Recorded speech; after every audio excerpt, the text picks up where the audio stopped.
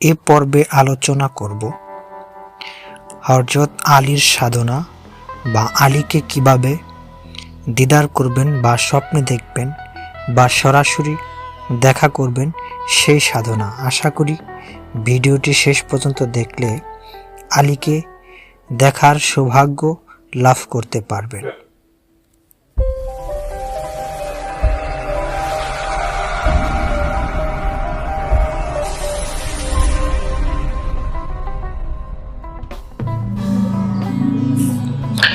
জয় গুরু।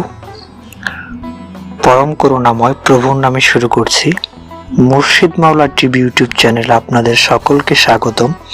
আমি সুজন মাহমুদ।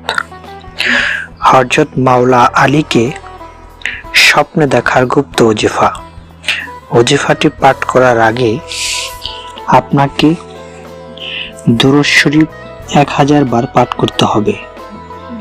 দুরূদ শরীফটি হলো আল্লাহুম্মা সাল্লি আলা সাইয়্যিদিনা মুহাম্মাদিন উসিলাতে ইলাইকা আলিহি ওয়াসাল্লাম।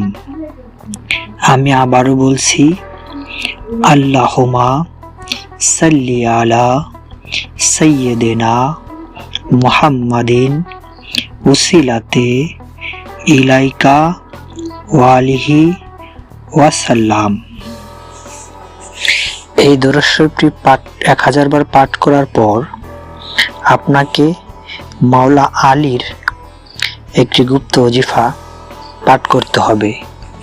ওজিফাটি হলো, ইয়া আলী ইয়া মুশকিল কুশা আলী, ইয়া পাঞ্জাতন পাক আলী, ইয়া সনিজাত আলী, ইয়া আলী ইয়া এলিয়া, ইয়া আবুল হাসান, ইয়া বুতরাব, হাল্লে মুশকিল, সরওয়ারে দিন, শাফাইলে ইয়ামুল হিসাব, সূরাতে ফাতিহা, নামুদি ফাতাগুইত, লা ফাতে ইল্লা, লা সাইফ ইল্লা জুলফিকার।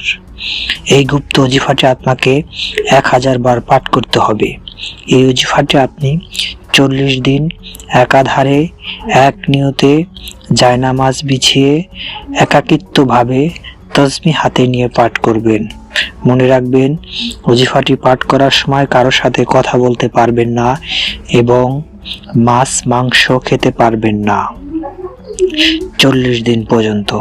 ওজিফাটি আমি আবারও বলছি, ইয়া আলী ইয়া মুশকিল কুশা আলী, ইয়া পাঞ্জাতন পাক আলী, ইয়া সনিজাত আলী, ইয়া আলী ইয়া এলিয়া, ইয়া আবুল হাসান, ইয়া বুতরাব, হাল্লে মুশকিল, সরওয়ারে দিন, শাফাইল ইয়ামুল হিসাব, সূরাতে ফাতিহা, নামুদি ফাতাগুইত, লা ফাতে ইল্লা, লা সাইফ ইল্লা জুলফিকার।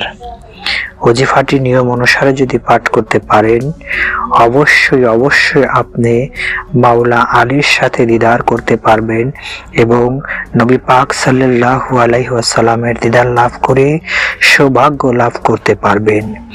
আপনি কি দেখবেন এটা আপনি শুধু জানবেন এবং সাধনার বিষয়বস্তু দেখা যায়, কাউকে দেখানো যায় না।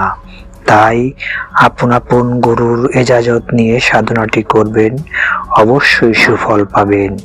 জয় গুরু। আজকে এই পর্যন্তই।